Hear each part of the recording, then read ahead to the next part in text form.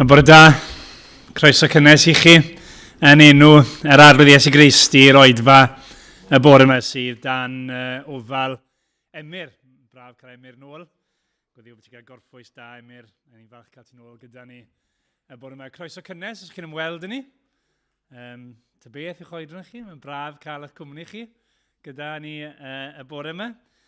A ni'n gweddio byddwn ni gyd yn profi Duw yn agos i ni wrth i ni addoli gyda'n gilydd ar hyd y dydd. Fel chi'n gweld, mae'r bwrdd wedi osod ar gyfer swper arglwydd, a byddwn ni'n cymryd y cymyn gyda'n gilydd yn ysod yr oedfa. Mae croeso i chi aros gyda ni ac i gymryd o'r bara a'r gwyn os chi'n credu yn yr arglwydd Iesu Grist fel arglwydd a gwaredwr. Ar ôl yr oedfa, mae'n y baned yn ystafell gefen ac yna mae'n ysgol Sul gwarter i 12.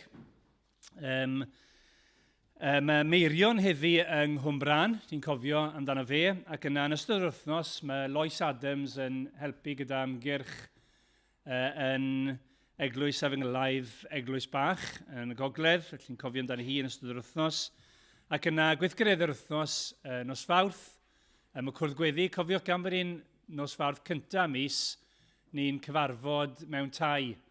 Ac felly, nos Fawrth yma, os chi'n byw yn yr ardal, neu os chi'n dod i'r ochr un o'r ddinas yn ein tŷ ni, fan hyn yr Eglwys Newydd, a mae'r grŵp arall yn mynd i gwrdd yn hi Gwydion y Catrin nos Fawrth. Mae hynny am gwarter i 8. Bwrdd i Mercher, paned o sgwrs am hanner 10. Os trysor y gras nos Iau? Trysor y gras nos Iau, cyfle i drafod emyn gyda Wyn ar-lein. Nos Iau am 8. Bwrdd i Gwener, amser paned fan hyn yn yr adeilad am 10 o'r gloch, ac yna dydd nesaf, brecwast dynion am 9 o'r gloch yn yr Holly Bush sydd yn Corriton, jyst lan yr hewl fan hyn. Felly cofiwch am yna, 9 o'r gloch dydd nesaf. A fel ni coeddi nifer o weithiau dros y siliad diwethaf, mae cyfarfod aelodau gyda ni wythnos i nos Fawrth fan hyn am 7 o'r gloch, y 10fed o Fehefin. Mae'n fis newydd, mae'n credu bod wedi cyrraedd Mehefin yn barod ydy, ond mis newydd, felly casgliad y mis ar gyfer mis mae Myned Waith Mudiad Efengylau Cymru. Ni'n siŵr ni glywed mwy am y gwaith na maes y law. Byddwn ni'n gweddio, ni'n siŵr bod rhaid ni'n gweddio yn barod am y gwersyllodd ac am waith gynhadledd, ond lot fawr o waith arall mae'r Mudiad yn neud, a mae casgliad y mis yn Myned Waith Mudiad Efengylau Cymru. Dyna'r coeddiadau. Newn ni ddechrau yn iawn a troi at Dduw mewn gweddi.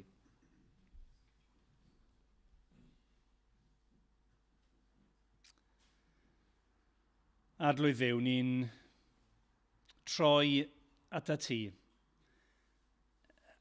Arglwydd bob peth, yr hwn sydd â phob awdurdod yn y nefoedd ac ar y ddeiar, ar yr holl greadigaeth. Ac arglwydd ni'n dod yn ymwybodol o'n gwendid ni, ond yn ddiolchgar bod yno ti. Mae yna ras di-ben draw ar ein cyfer ni. Bod ti yn Dduw sydd yn hael i'r rhai sy'n troi ata ti. Ac o Dduw, ni'n diolch i ti bod ni'n gallu dod bore yma yn enw yr arglwydd Iesu Grist, a bod dim amheuaeth am hyd a lled dy ras di tuag ato ni, am bod ti wedi rhoi dy fab dy hun i farw yn ein lle ni. Ac o Dduw, felly ni'n dod ata ti yn ddisgwylgar, yn gwybod bod ti am rhoi pethau da i dy blant, bod Crist wedi ennill y holl bendithion sydd angen arno ni trwy i farwolaeth a'i atgyfodiad . Ac o Dduw, ni'n gweddio felly i ti fod yn ffyddlon i thair di heddi, i ci ogoneddu dy henw dy hun, ac i fendithio ni wrth i ni daddoli di. O Dduw, ni'n gweddio y bydden calonnau ni yn yn canolbwyntio'n llwyr arna ti ac yn rhoi i ti gogoniant i ti ni heiddi. Ac arglwydd, byddwn ni'n gwybod bod ti yn siarad gyda ni ac yn ymwneud â ni. A hynny mwyn gogoniant yr arglwydd Iesu Grist. Amen.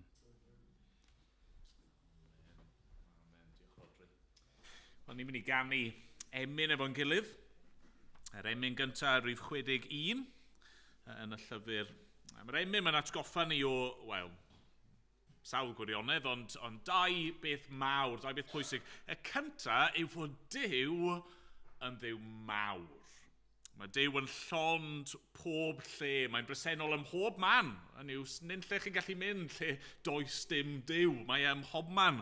Mae'r ail bennill yn sôn am y ffaith fod Duw yn gyson. Mae'n ddigyfnewid bod y byd a phobl yn newid. Mae yr un o hyd, fel craig cadarn mewn storm. A'r trydydd pennill yn dweud bod e'n holl gyfoethog, bod a phopeth yn ei ddwylo ac yn rhoi popeth sydd ei angen i ni. Felly mae Duw yn Dduw mawr, ond mae hefyd yn Dduw agos i'r rai sy'n ei geisio fe.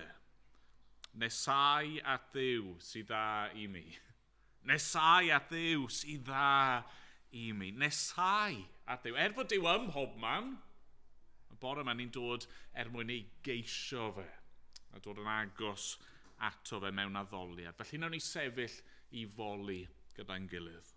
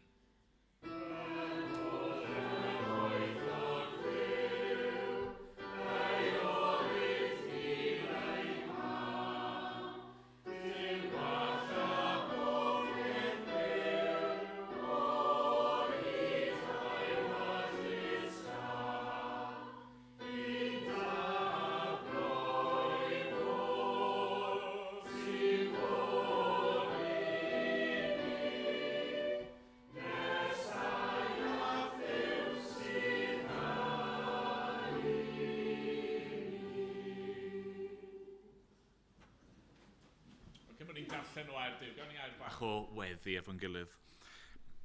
Arglwydd i ni yn dy gydnabod di y bore yma fel y Duw mawr, yr holl alluog, yr holl gyfoethog, yr holl bresennol. Ac arglwydd i ni eisiau cydnabod dy fawredd a dy nerth di, y mor wych wyt ti. Mae pob peth yn dibynnu arna ti ac o dan dawdurdod di. Ond arglwydd bore yma, i ni'n cydnabod hefyd mae nesau at Dduw sydd dda i ni. Arglwydd i ni eisiau nesau ato ti yn awr mewn ffydd. Ac bod ni'n credu dy fod ti ym mhob man, i ni am brofi dy bresenoldeb di yma nawr. Arglwydd wrth i ni ddarllen dy air di, ni eisiau clywed dy lais di. Arglwydd, wrth i ni nesau at i ni eisiau gwybod dy fod ti yn ein croesawu ni ac yn derbyn ni a fel petai'n rhoi dy freichiad i o'n cwmpas ni y bore yma. Arglwydd, tyrd yn agos felly, trwy dy ysbryd glân. Amen bod ni'n gofyn yn enw yr arglwydd Iesu. Amen. Amen. Ni'n troi bore yma at yr Efengyl yn ôl Marc.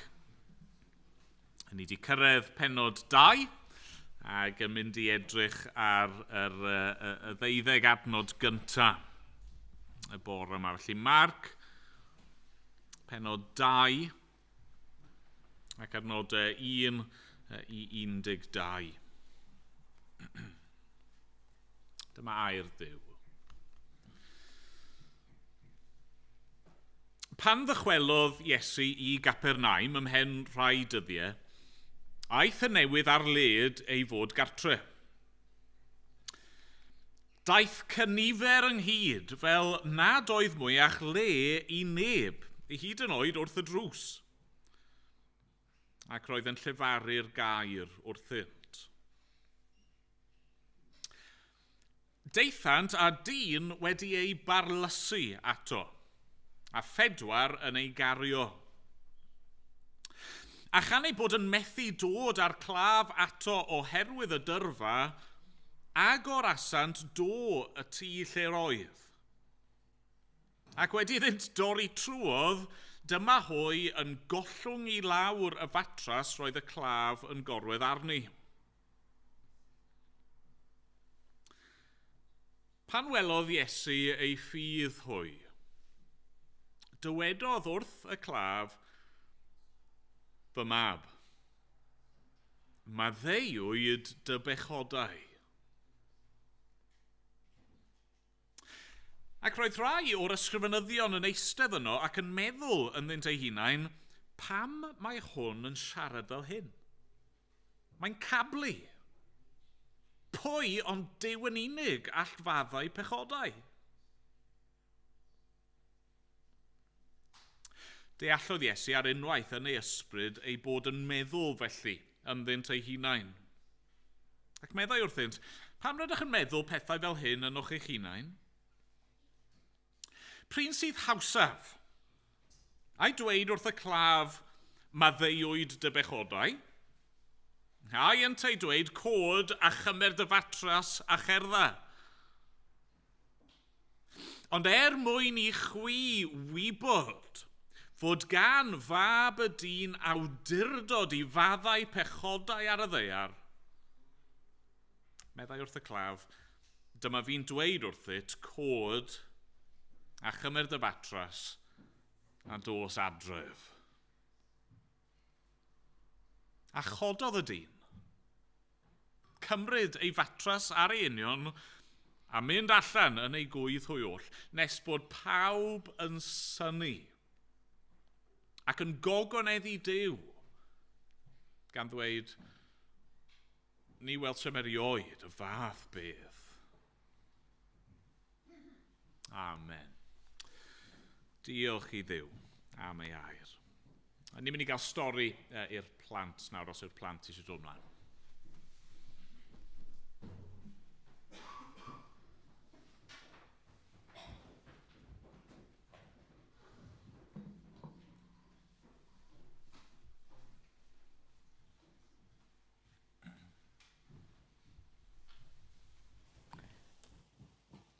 Bore da.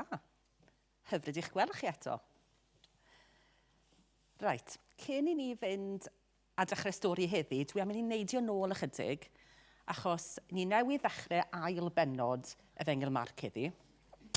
Ond, jyst I ni atgoffa'n gilydd beth sydd wedi digwydd yn barod yn y bennod gyntaf. Okay?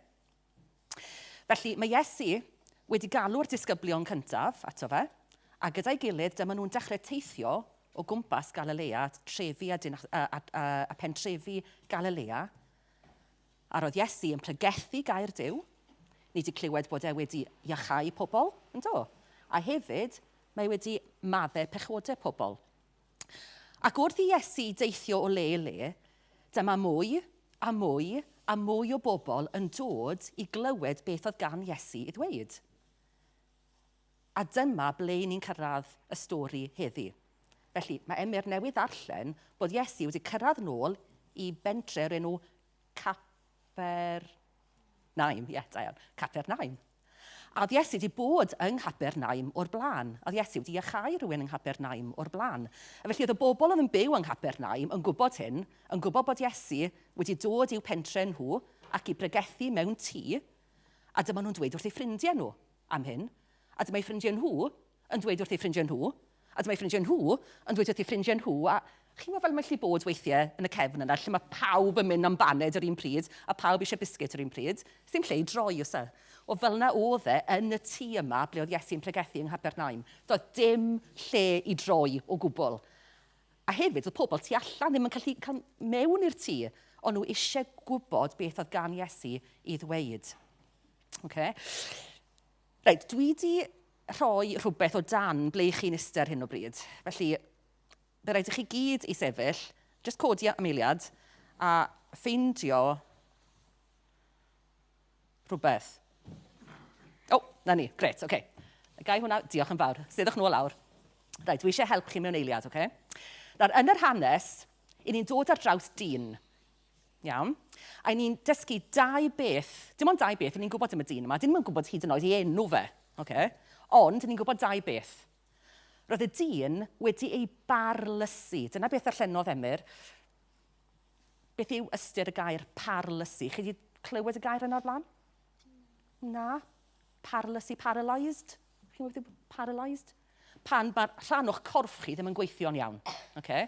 A ni'n gwybod bod y dyn yma ddim yn gallu cerdded. Felly oedd ei goesau fe ddim yn gweithio'n iawn. Dim ond un peth arall ni'n gwybod am y dyn yma, oedd gyda fe 4 ffrind. A oedd y 4 ffrind a'r dyn yma am fynd at Iesu. Okay? Nw'n stop yr hanes fan amiliad. Nawr, beth sydd ar yr amlen? Emyr, reit. Gallai gael help un person i fynd â hwn at Emyr, please, yn y pulpit. OK, diolch Eila. Ac aros yna tan bod Emyr yn gweithio ti wedi wneud.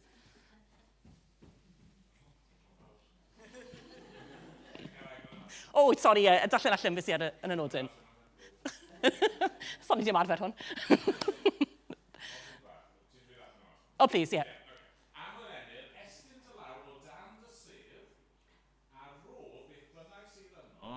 I ferch fan hyn, please. Diolch. Okay. Oh, wow, we.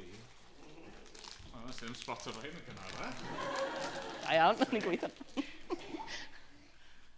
Dyna nôl te, Eila, beth sydd gyda ti? Ti wedi cael pac o lotion, neis iawn. Y cyfan oedd angen i Eila wneud oedd mynd at Emyr i fe, a mae wedi cael lotion. Arbennig o dda. Reit, gei ti gadw'r lotion, dim nawr, pa agor nhw nawr, ar yr amod i ti i rannu nhw gyda pawb fan hyn, oce? Heddi, y plant i gyd. Iawn, oce. Rwy'n nhw wrth dymil di am nawr, yng ngofio amdano nhw am nawr. Reit, felly, y cyfan oedd angen i Eila wneud oedd mynd at Emyr. Dyna beth oedd y dyn a'r 4 ffrind yma eisiau wneud hefyd, oedd mynd at Iesu. Ond chi'n cofio oedd yna broblem yn doedd. Beth oedd problem y dyn? Doedd e ddim yn gallu... O ie, y goesau fe ddim yn gweithio'n iawn, doedd e ddim yn gallu cerdded. A felly, roedd rhaid i'r ffrindiau yma, sawl ffrind eto? 1, 2, 4 ffrind, i'w helpu fe i gyrraedd at Iesu. A beth wnaethon nhw chi'n meddwl? Ei gario fe. Ie, nid yn ei breichiau, sa'n gwybod pam fi'n mynd fel hyn. Na, oedd y dyn yn gorwedd ar fatres. Na, dwi'n tybio bod matres y dyn yma ddim o'r neis a'ch matres chi sy'n ar eich gwlau chi adre, ond oedd e'n rhyw fath o fatres lle oedd y 4 yn cydio ym mhob ochr, y dyn oedd ddim yn gallu cerdded yn y canol, ac yn cario'r dyn yr holl ffordd i'r tŷ ble roedd Iesu yn pregethu. Okay. Ffrindiau da, ynddo nhw, yn helpu'r dyn i gyrraedd. Pam i chi'n meddwl oedd y dyn a'r 4 ffrind yn triol i gorau ac yn siwr o fod oedd yn eitha anodd i gario'r ffrind yma ar hyd y daith at Iesu. Pam i chi'n meddwl o'n nhw'n mynd at Iesu yn y lle cyntaf? Pam oedd e mor bwysig iddyn nhw gyrraedd? Ie, fel bod Iesu'n gallu iachau y dyn, oedd yn ddim yn gallu cerdded. Oedd ffydd gan y dyn a'r 4 ffrind yma bod Iesu ar gallu i helpu i ffrind nhw o ddim yn gallu cerdded. Reit, dwi angen helpu'n person arall. Eila. Sorry, os wy'n all y fodlon, reit. Ania, reit. Dyna i sefyll fan hyn. Reit, ti'n nabod fi, Ania? Reit. Wyt ti'n credu fydden ni'n fodlon helpu ti os oedd angen? Oce, da ia. Petawn ni'n gofyn i ti i droi o gwmpas, wynebu'r ffordd arall, ac i gymryd cam o ddiwrthau, agor difreichiau'r led a syrthio nôl. Fydde ti'n fodlon wneud? A fi'n addo, sori, nes i'n gweud y peth bwysig, fi'n addo dy ddal di. Oce, iawn, na gymryd hwnna. Barod i drio fe nawr? Oce, iawn, so tro rownd, wyneb o'r ffordd arall, ti yn y man iawn, rhod y freichiau'r led, na ni. A pan i ti'n barod, a dwi yn addo dy ddal di, so i'n mynd i adael ti i ddysgu'n. Reit, pan ti'n barod, dyr y di nôl te. Ie, da iawn. Eto, ni'n mynd i marfer hwnna chwaith. Reit, diolch, Ania. Reit, oedd Ania yn trysto fi yn doedd, ie? Oedd hi a ffydd yna i, o'n i wedi dweud wrth hi byddai ddim yn gadael ti ddysgu'n. Wel, dyma y ffydd, oedd ffydd gan y 4 ffrind a'r dyn yma ddim yn gallu cerdded yn Iesu Grist. Bod ar gallu a'r awdurdod i wella y problem y dyn. Nawr, so, nôl i'r stori. O'n nhw wedi cario'r dyn yma ar y matres yr holl ffordd at y tŷ. Ac yn sydyn reit, dyma nhw'n gweld y tŷ, a nhw'n gallu gweld yn syth bod yna broblem. Oedd yna bobl yn cywio tu allan y tŷ fe mewn. Beth oedd hwnna'n awgrymu? Bod dim lle yn y tŷ hynna'n. Bod gormod o bobl tu mewn a bobl tu allan. O nhw a'i ffrind nhw ar y matres tu allan yn edrych ac yn meddwl, o na. Nawr, ar yr eiliad yma, mi fydde wedi bod yn ddigon teg i'r ffrindiau i ddweud, edrych, mae'r sefyllfa'n amhosib. No way ni'n mynd i allu cael tŷ ar y matres yma mewn i'r tŷ i weld Iesu. Mae gormod o bobl. A fydde wedi bod yn ddigon teg iddyn nhw i droi rownd yn ei hunfan a mynd adre, yn cario'r dyn adre ar y matres. A dyna beth ddigwyddodd? Na. Ond nhw, oedd eu ffydd nhw yn Iesu Grist yn fwy na'r broblem oedd yn wynebu nhw. A beth oedd y broblem to? Methu mynd mewn. A felly oedd angen iddyn nhw i weithio gyda'i gilydd i ddatrys y broblem sut o'n nhw'n mynd i gyrraedd Iesu. Reit, un person arall. Dim Ania, dim Eila. Iawn, Elsie, Dyna draw fan hyn, Els. Reit. A gennau rycsac fan hyn, Ia. Teimla pwysau rycsac yna. Ti braidd yn gallu godi fe. Wyt ti'n credu, dyma dy sialens di, wyt ti'n credu bydde ti'n gallu gwisgo rycsac yma ar dy gefn di a mynd o fan hyn i gefn y capel a nôl i fan hyn eto? Wir? Teimla pwysau eto, dwi braidd yn gallu codi fe ar yng nghefn i. Iawn, dychmyga, Elsie, bod e lot fwy trwm yna, Lot fwy trwm. Tria godi fe to. Ti'n gweld, mae lot rhy trwm. Be sy'n angen i ni gael? Help, ie.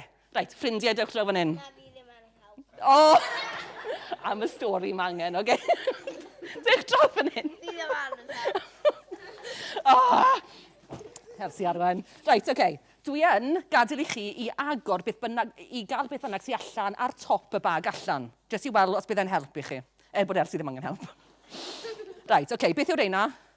Dwedwch wrth bawb? Bags, Ac eto, a mols, cymryd ti hwnna. Ac un arall. Reit. Ac un arall, na ni. Beth arall sy'n Ersi?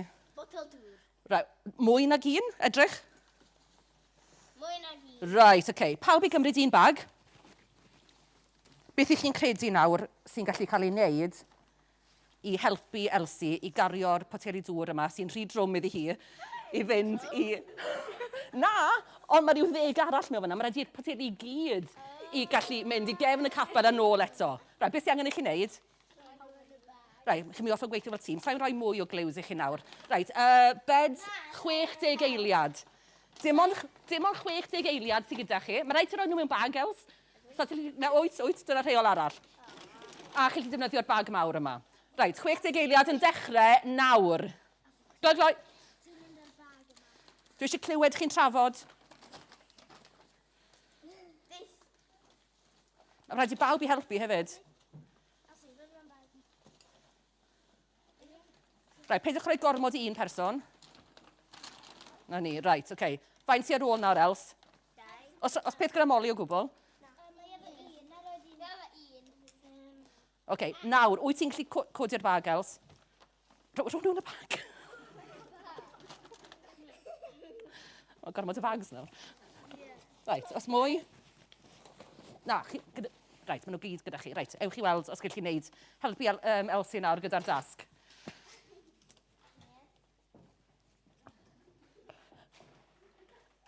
Yr holl ffordd, ie, anôl. Reit, da iawn. Reit, rowch nhw draw fyna. Gwych, diolch yn fawr. Diolch. Nawr, beth oeddech chi wedi gorfod wneud fyna i helpu Elsie? Gweithio fel tîm. A dyma wnaeth y 4 ffrind nôl i'r stori. Mae'r 4 ffrind yn gweld yr holl bobl ac yn meddwl, reit, oce, mae rhaid i ni ddatrys y broblem. Mae'n ffydd ni yn Iesu Grist yn fwy na'r broblem oedd yn wynebu nhw. Felly, dyma nhw'n mynd o gwmpas, dal yn cario'r matres, cofio a'i ffrind nhw ar y matres, ac yn gweld grisiau wrth ochr y tŷ. Oedd y grisiau yma yn arwen i to y tŷ. Na rhyw ffordd yn y gilydd, dychmygwch hyn, wnaeth nhw ddringo'r grisiau, nhw'n 4, dal yn cario'r matres, dal ar dyn a'i ffrind nhw ar y matres, heb ei ollwng reit i fyny i'r to. Beth wnaeth nhw yna? Agor twll yn y to, ac yn ofalus, gollwng y dyn ar y matres, lawr, tan i fod yn gorwedd wrth draed Iesu. Nawr rhaid bod Iesu wedi edrych lan, gweld 4 wyneb y ffrindiau fyna, oedd Iesu yn gwybod beth oedd wedi costio i'r dyn oedd ar y matres ac i'r 4 ffrind i gyrraedd y man yma. Oedd e'n gwybod bod wedi bod yn strygl mawr iddyn nhw i gyrraedd. Oedd e hefyd siwr o fod yn gwybod faint oedd cariad y ffrindiau yma tuag at y dyn. O'n nhw wedi stryglan, o'n nhw wedi cario fe'r holl ffordd. O'n nhw ddim wedi rhoi lan yn mynd adre. Na, felly oedd Iesu'n gwybod y cariad. Oedd e hefyd yn gwybod y ffydd oedd gan y dyn ar y matres a'r 4 ffrind yn ei awdurdod a'i allu fe i helpu. A dyma Iesu'n edrych ar y dyn ar y matres oedd nawr wrth ymyl i draed a dweud, fy mab, mae dy bechodau wedi achau. Nawr, ymysg y bobl oedd yn gwrando, oedd na ambell i berson oedd yn meddyliau drwg am Iesu. Nawr, doedd nhw'n mynd i gweud y geiriau yma allan o gwbl, ond doedden nhw ddim yn credu bod yr un awdurdod y Duw gan Iesu i helpu ac i achau. Ac bod nhw ddim wedi gweud y geiriau, oedd Iesu yn gwybod beth oedd ar eu meddyliau nhw a beth oedd yn eu calonnau nhw. A dyma Iesu yn edrych ar y dyn ar y matres unwaith rhagor a dweud wrtho fe, cod, cymer dy fatres ac dos adre.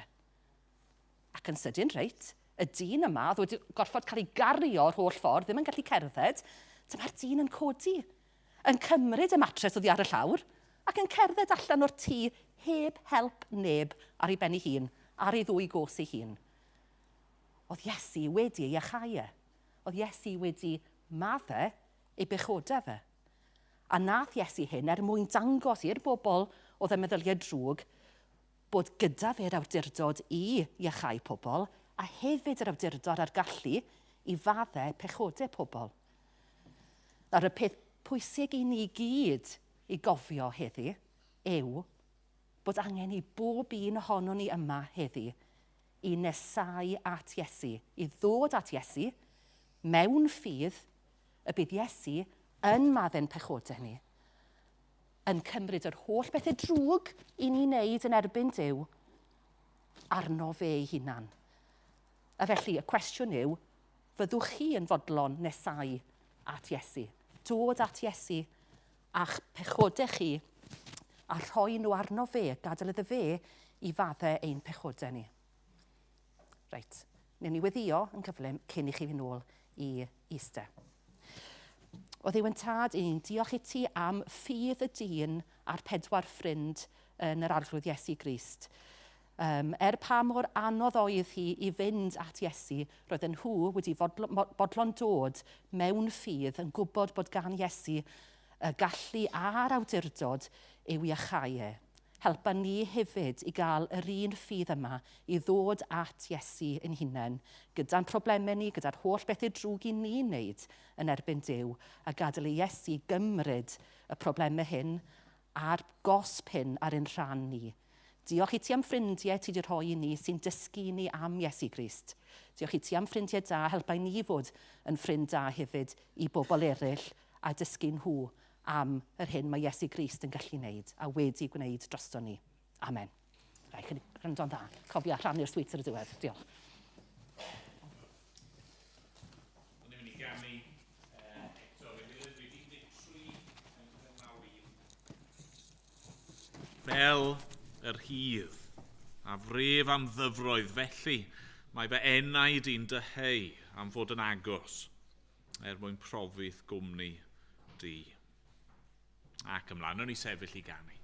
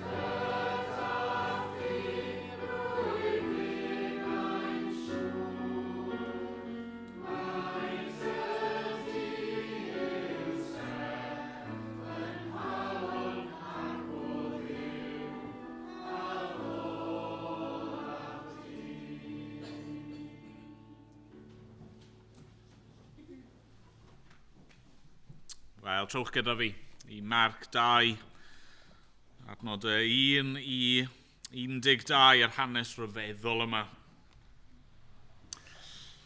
Nawr, ydych chi erioed i gwneud rhywbeth eithafol mwyn cael rhywbeth o'ch chi wir eisiau? Mae'n rhoi rai enghreifftiau i chi. Mi'n cofio rai blynyddoedd yn ôl, oedd yna sôn yn y newyddion am bobl yn cywio, yn sicr dros nos, falle am ddyddiau, i gael Harry Potter, y llyfr diweddara.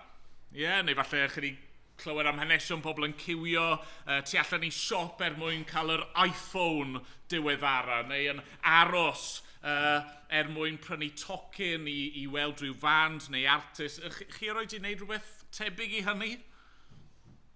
A tysa chi wedi mynd at un o'r bobl yna yn y dorf, yn y cyw, yn aros ac yn eiddgar i fynd mewn a gofyn, be chi'n neud yma? Pam bo chi yma?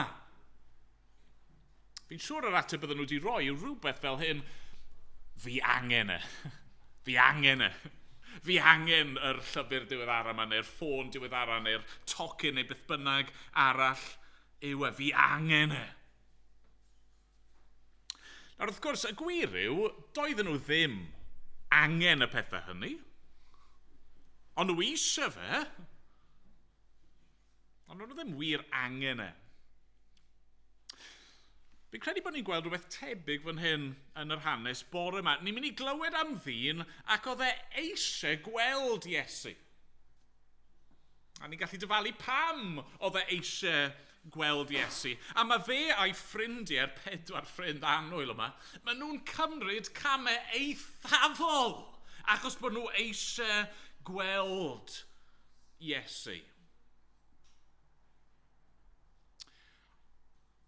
Ond erbyn diwedd yr hanes, maen nhw'n dod i weld eu hangen nhw. A fi'n gobeithio byddwn nhw'n gweld hefyd ein hangen ni y bore yma. Ni'n ffodus yn dyn ni, dim angen i neb ddringo ar y tos, dim angen creu twll, mae digon o seddi sbar a lle wrth y drws, ond dylsen ni fod yn barod i wneud hynny bore yma, os mae dyna oedd ei angen, unrhyw beth mwyn cyrraedd yr arglwydd Iesu Grist, yr un rydyn ni ei angen. A na'r pwynt cyntaf sydd â fi ni bore yma, ni angen Iesu, ni'n gweld hynny'n glir yn yr hanes yma, ni angen Iesu. Iesu ei hun. Yn yr adrannau diwetha, os chi wedi bod gyda ni wrth i ni fynd trwy Marc pennod 1, ni wedi gweld pobl yn ceisio Iesu, pobl yn dod, tyrfaoedd yn dod, gyda pob math o anghenion mwyn gweld Iesu. A mae wedi cyrraedd pwynt ar ddiwedd pennod 1, lle oedd Iesu ddim yn gallu mynd mewn i'r dref. Oedd e'n gorfod aros tu allan, mewn lle oedd unig. A hyd yn oed fyna, mae pobl ni'n clywed yn dod ato o bob cyfeiriad. Wel, mae chydig bach o amser yn pasio, ni ddim yn gwybod faint o rai dyddiau o leia, ac mae Iesu'n mentro nawr i Gapernaum.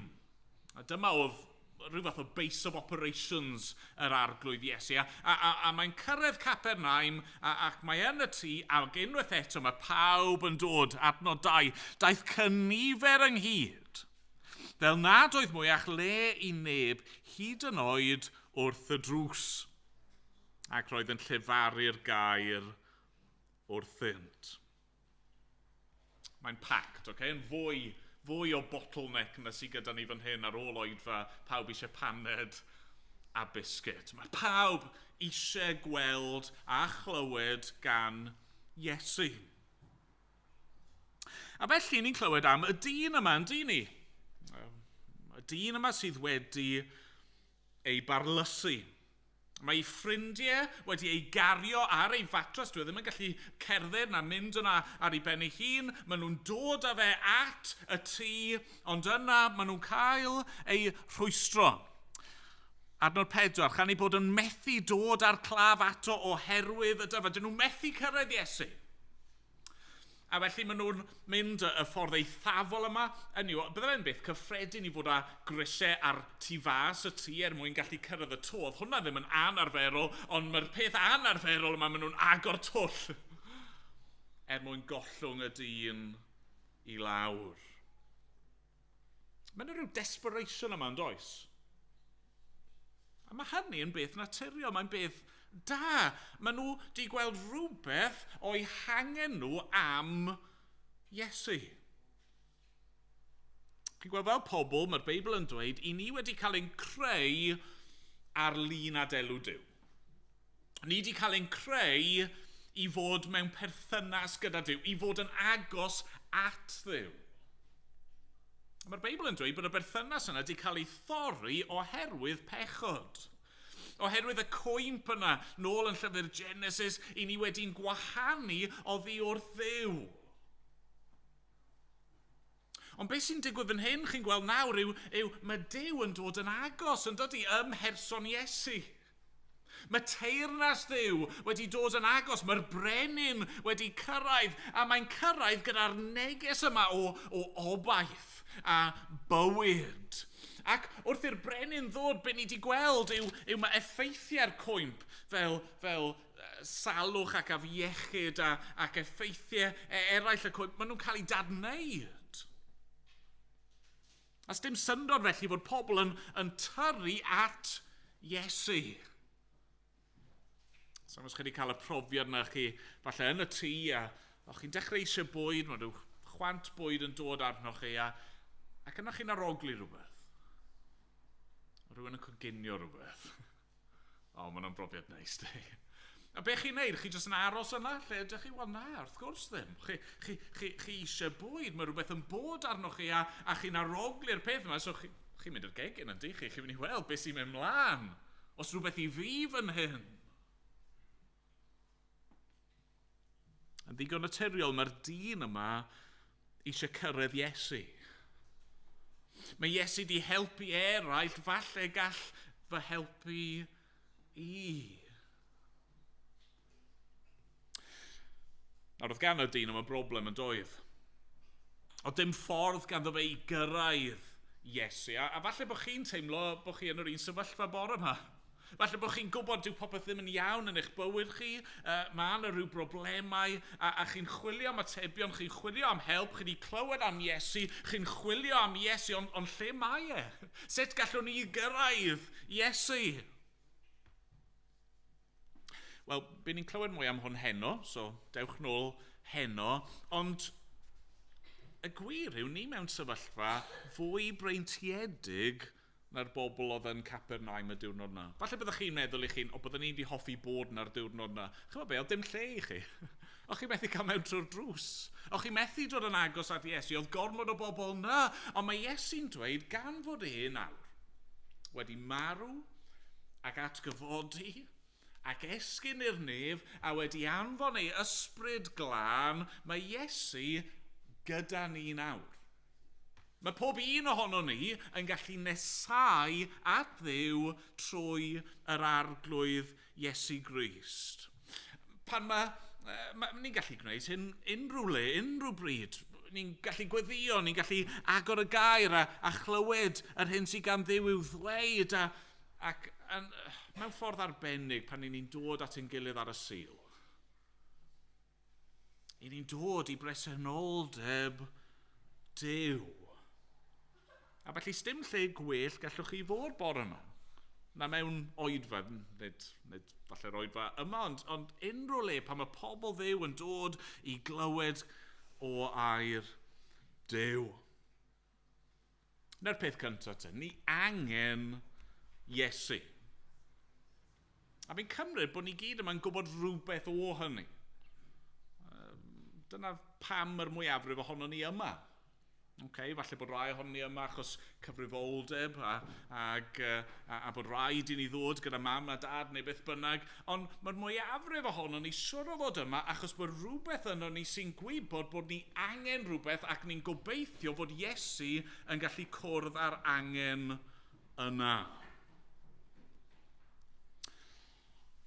Ond weithiau ni'n gallu dod at Iesu am y resymau anghywir. Be fi'n golygu? Wel, na ni weld hynny wrth symud ymlaen i'r ail bwynt, achos oedd rai o'r dorf yn dod at Iesu am resymau anghywir, a felly wrth i ni ddod at Iesu am help, ni angen fod yn barod i gael ein cywiro. Yr ail beth, felly yr ail bwynt bore yma, yw ni angen maddeuant. Mae angen maddeuant.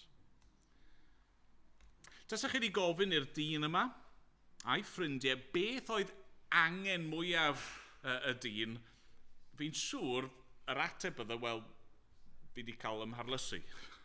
Fi methu cerdded neu beth bynnag arall oedd e ddim yn gallu i wneud. Fi angen rhywun i sortio hynny. A chi'n deall hynny, yn di chi wrth gwrs. Mae rhywbeth naturiol am yr ateb yna. Yn ei fywyd mae'n siŵr mae dyna oedd y peth mawr oedd e'n teimlo bob dydd ac yn meddwl yw hi'n tasa hwn yn cael ei sortio, bydde popeth arall yn okay. A falle bod rhywbeth o hynny yno ni. Hefyd, falle bod yna broblemau yn eich gwynebu chi.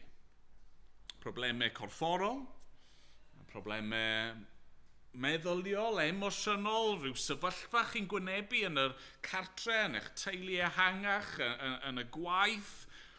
A chi'n meddwl eich hun, falle bod Iesu gallu helpu fi. A tasa Duw just yn ateb y weddi yma, tasa fe just yn iachau fi o hyn, neu tasa fe just yn sortio'r broblem yma mas yn fy mywyd i, fydde popeth arall yn okay.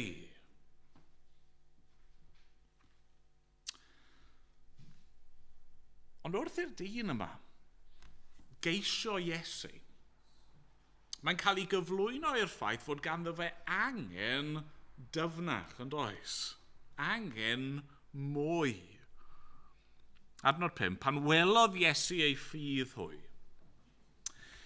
dwedodd wrth y claf, fy mab maddeuwyd dy bechodau.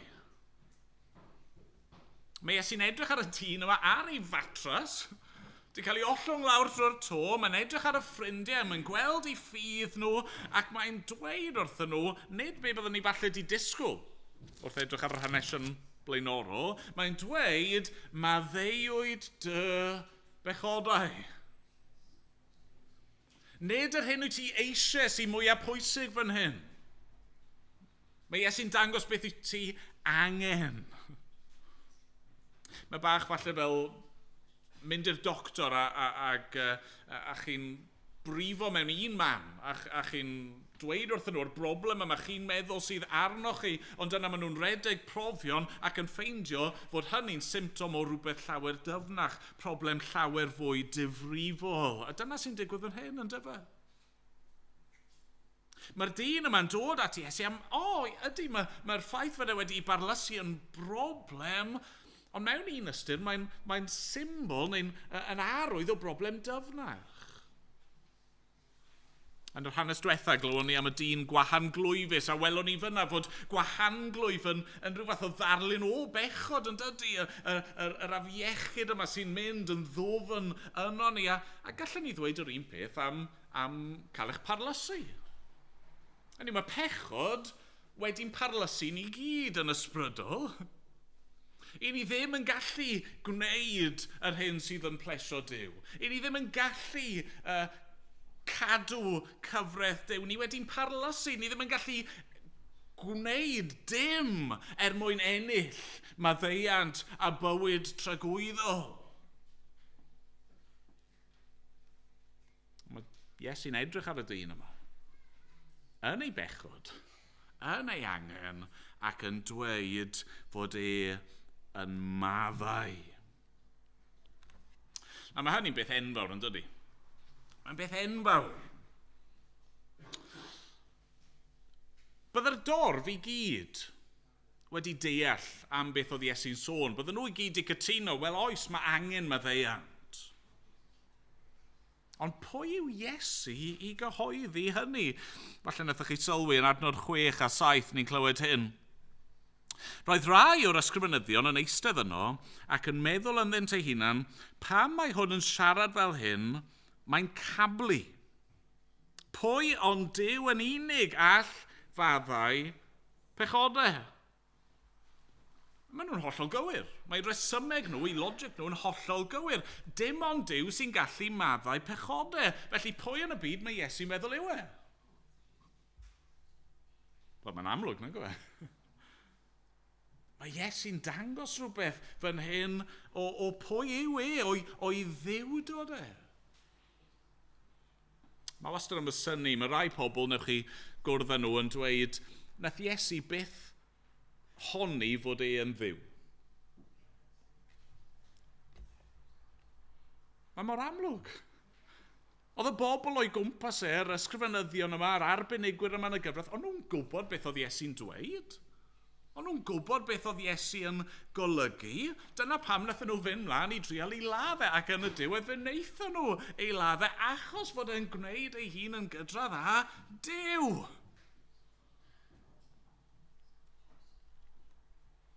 Mae Iesu yn gwybod beth sydd yn ei meddwl nhw.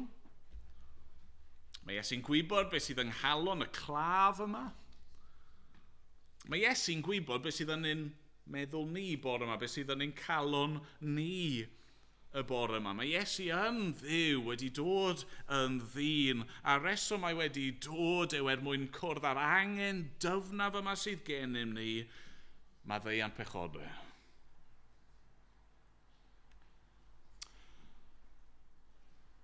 Y gwir yw dyma sydd angen i sortio gyntaf yn ein bywyd ni gyd.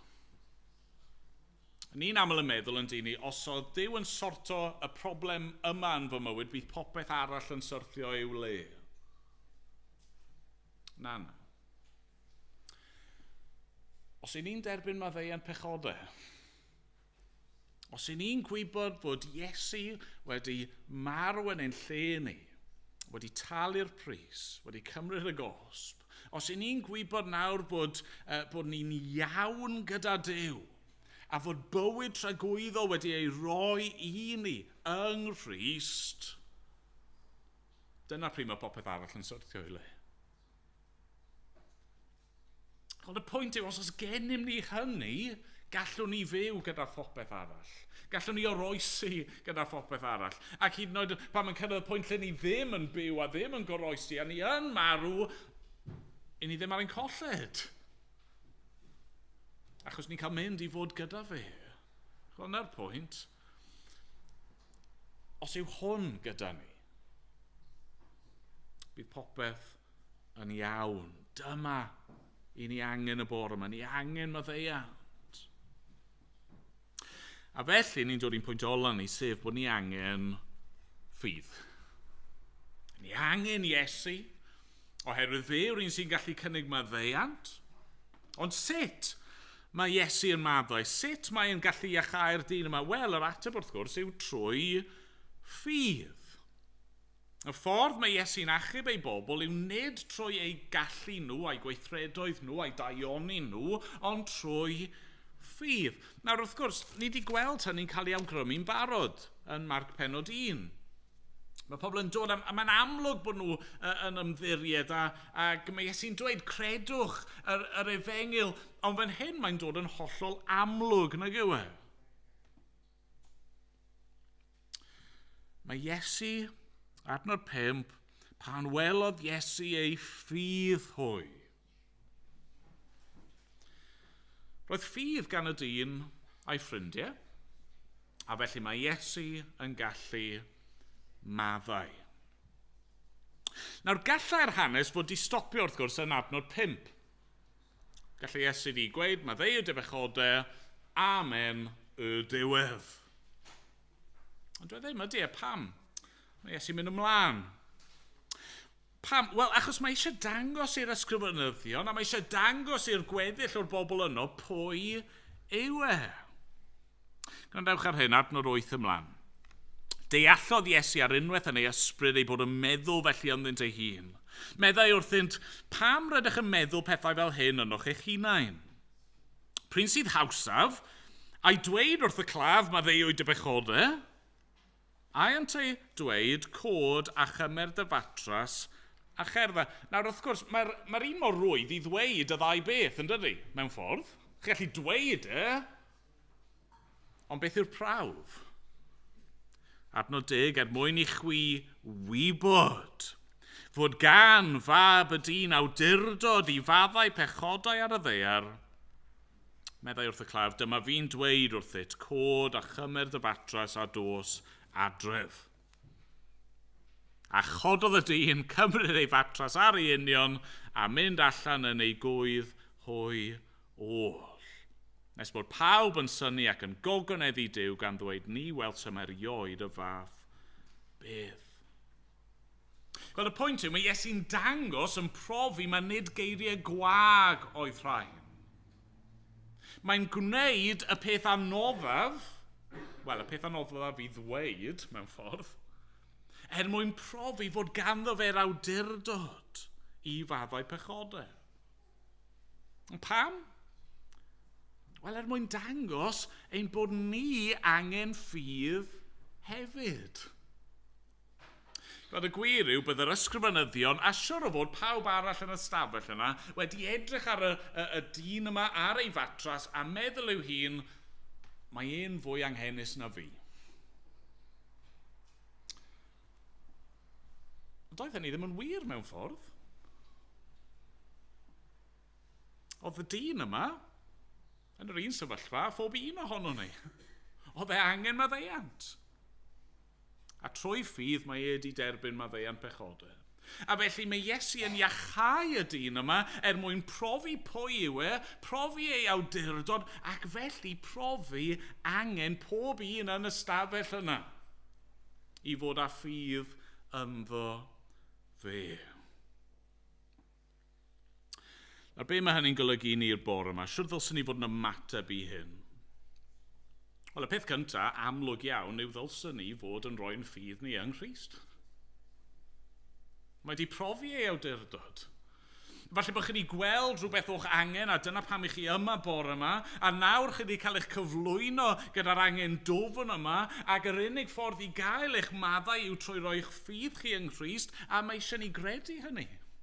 Hedif ar hewch a chredwch yr efengil. Os nag i chi'n Gristion bore yma, dewch ato fe yn awr. Dewch, mae'n barod i faddau. A mae'n gallu maddau ac achub i'r eithaf. Pob un sy'n ei geisio fe.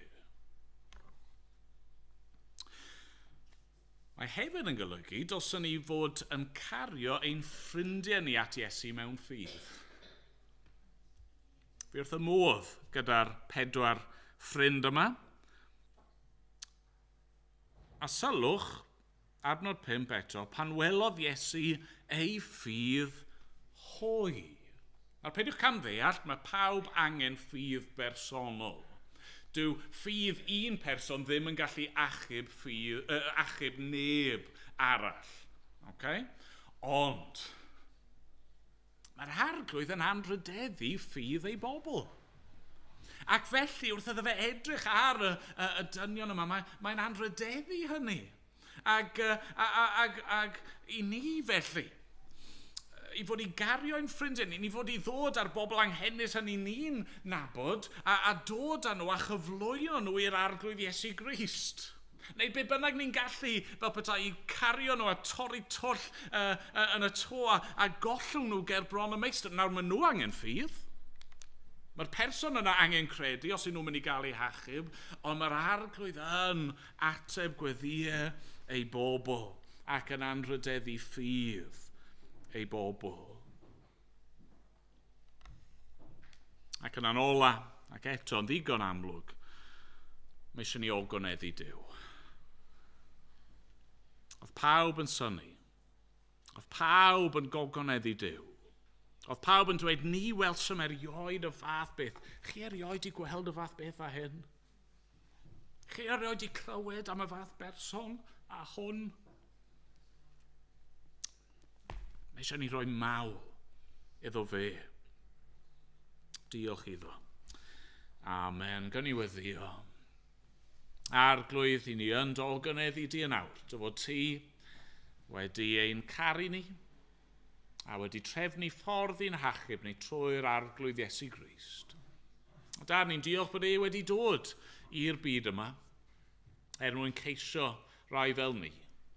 Ni'n diolch bod e'n gallu cyhoeddi maddeuant pechodau ar y ddaear. A hynny am ei fod ei hun yn mynd i gymryd ein pechod arno fe ar y groes. Arglwydd, helpa ni felly'r bore yma, helpa ni i gredu yn bersonol, Helpa ni hefyd i ddod ag eraill at draed yr arglwydd Iesu Grist. Ac arglwydd derbyn y clod a'r mawl a'r gogoniant rwy ti'n ei heiddi. Amen bod ni'n dod yn enw yr arglwydd Iesu. Amen. Amen. Ni'n mynd i ganu emyn cyn bod ni'n dod at y cymyn. Emyn rhif 296. Dwi ddim yn emyn ni'n canu gyswn o leia. So mae Steve yn mynd i ganu'r dôn i ni unwaith trwyddi jyst i gyfarwyddo. Ac yna, na ni ganu 296. O, iachawdwriaeth fawr a lifodd mi lawr, yn ffrydiau pur grisialaidd byw. Mae ddeiant ma gaed, a heddwch yn y gwaed.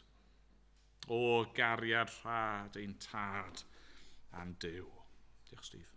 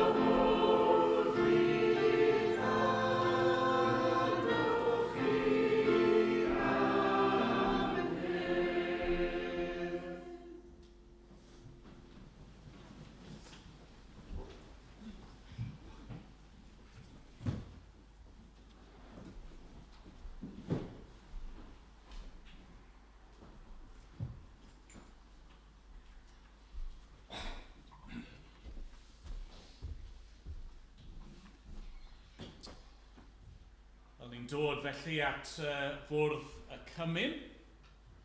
Ac mewn ffordd, mae beth i ni'n neud nawr yn adlewyrchu ac yn ymateb i be ni wedi clywed yn barod yn y gair. Yn dydy, wrth i ni ddod at y bara a'r gwyn, i ni'n dod at yr arglwydd Iesu. Mae'r pethau hyn yn symbolau, yn arwyddion o'i gorff a'i waed gafodd ei dorri a'i dywallt drosto ni. A felly, mae symbolau yw'r rhain, wrth i ni ddod mewn addoliad, i ni'n dod i bresenoldeb yr arglwydd Iesu Grist. Ac i ni'n dod fel pobl sydd wedi derbyn maddeuant.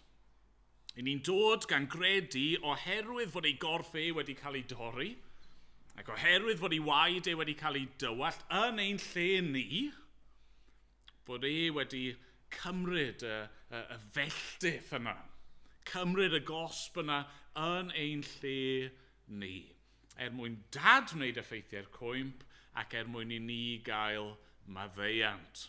Wrth i ni fwyta ac yfed y bore yma, ni'n gallu gwybod bod ni wedi derbyn maddeuant. A felly, yr unig ffordd cywir i fwyta ac yfed yw mewn ffydd. Ni'n dod yn ddibynnol ar Dduw, ni'n dod yn ostyngedig, ni'n dod gan gyffesu, yno fi fy hun, fi wedi fy mharlysu. Fi ddim yn gallu wneud unrhyw beth yno fi fy hun mwyn achub fy hun. O felly fi'n dod mewn ffydd at yr arglwydd Iesu Grist, yr un sydd yn gallu maddau. A felly ni'n gofyn i chi, os ych chi ddim yn Gristion o bore yma, peidiwch cymryd, achos mae'r pethau yw cymryd mewn ffydd. A felly os nag oes ffydd gyda chi yn yr arglwydd Iesu Grist, defnyddiwch y munudau nesaf yma nawr i'w geisio fe, i ddod at ei draed fel petai. Ond i chi sy'n credu, a falle bod chi wedi dod i gredu hyd yn oed y bore yma, mae hwn i chi. Cymerwch mewn ffydd, bwytewch ac yfwch a derbynwch yr hyn mae'r arglwydd Iesu wedi wneud drostoch chi. Mae'r bara yn ddi-gluten, mae'r ddiod yn ddi-alcohol, felly peidiwch gadael i hynny fod yn rhwystyr. Fi'n mynd i ofyn i gwydio ni weddio, roi diolch, yna bydd y bara a'r gwyn yn cael ei ddosbarthu. Os newch chi gadw nhw, ac yna na i arwain wrth i ni fwyta ac yfed. Diolch gwydion.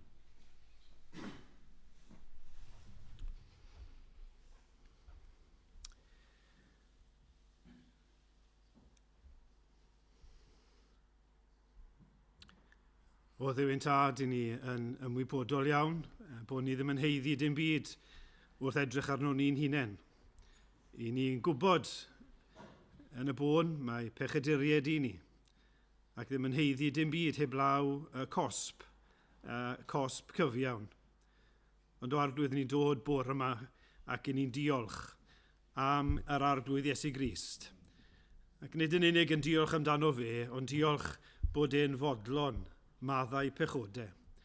Go arglwydd fod wedi cymryd y gosb o'n ni'n heiddi am ymhechod am ein pechod ni, bod wedi cymryd ein pechodau ni, a bod wedi dioddef yn erchyll ar y groes.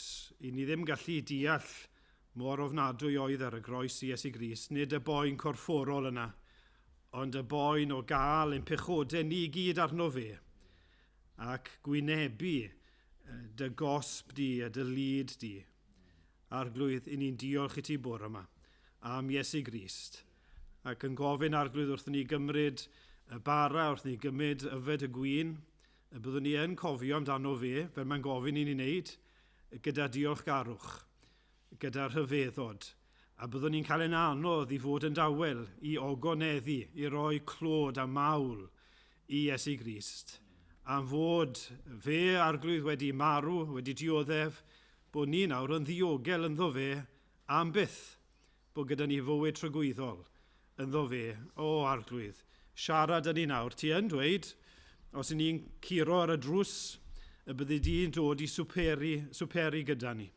Ni'n gweddio nawr y byddwn ni'n profi Iesu Grist yn fyw ac yn real mewn ffydd wrth ni gymryd y bara a'r gwyn. Ac i reina sydd eto heb gredu, o arglwydd, helpa nhw i weddio nawr y bydd Crist yn eu hachub nhw, ei ogoniant ac ei achubiaeth. Derbyn i felly nawr bydd gyda ni, yn enw cynheiddiant Iesu Grist. Amen.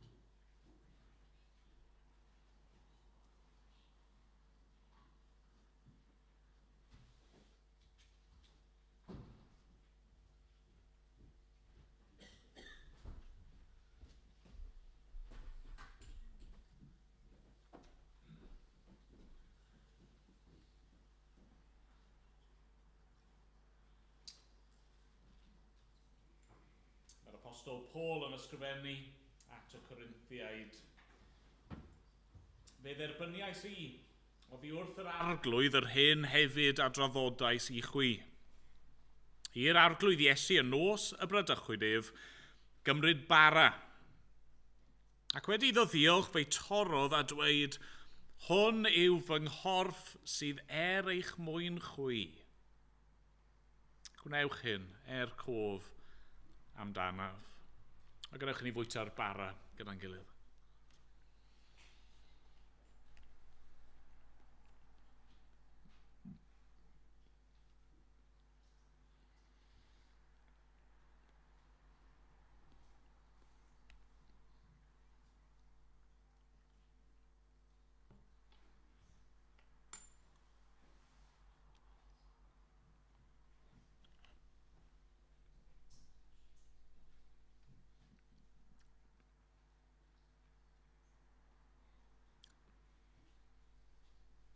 Yr un modd hefyd fe gymerodd y cwpan ar ôl swper, gan ddweud y cwpan hwn yw'r cyfamod newydd yn fy ngwaed i. Gnewch hyn bob tro yr yfwch efer cof amdanaf. Oherwydd bob tro byddwch yn bwyta'r bara hwn ac yn yfed y cwpan hwn, yr ydych yn cyhoeddi marwolaeth yr arglwydd, hyd nes y daw. Crewch ni yfed efo'n gilydd.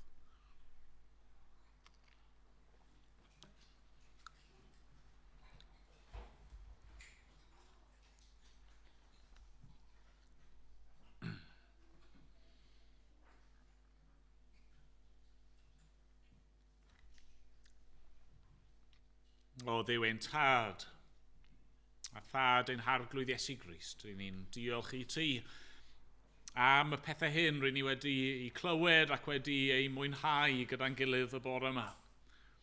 Rydyn ni'n diolch o dad fod ti wedi rhoi dy fab, yr anwylyd, yn aberth yn ein lle ni. A ni'n diolch i ti, o fab, o arglwydd Iesu, diolch i ti am ddod i'n plith ni a roi'r gobaith yna o faddeuant pechodau trwy dy waed di. Ac o ysbryd i ni'n gofyn arna ti i ddod nawr ac i symud yn ein plith ni ac i weithio yn ein calonau ni bob un. O Dduw, derbyn ein mawl ni, dryndod fendigaid. A mynd bod ni'n dod yn enw ac yn heiddiant yr arglwydd Iesu, ein gwaredwr. Amen. Amen. Wel, wrth ni dal i fyfyrio ar y pethau hyn, o'n ni ganu rhif 51 yng Nghrymawr 2. Mor fawr yw cariad Duw y Tad. Ac ymlaen, o'n ni sefyll i ganu.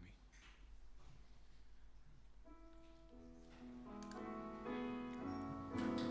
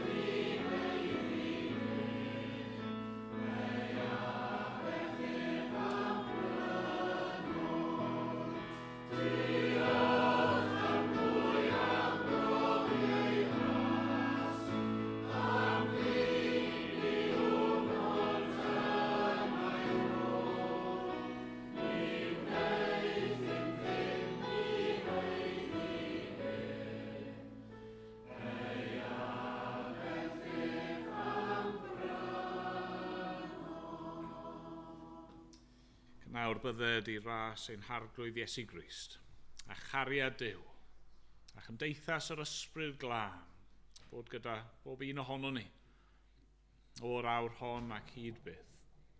Amen.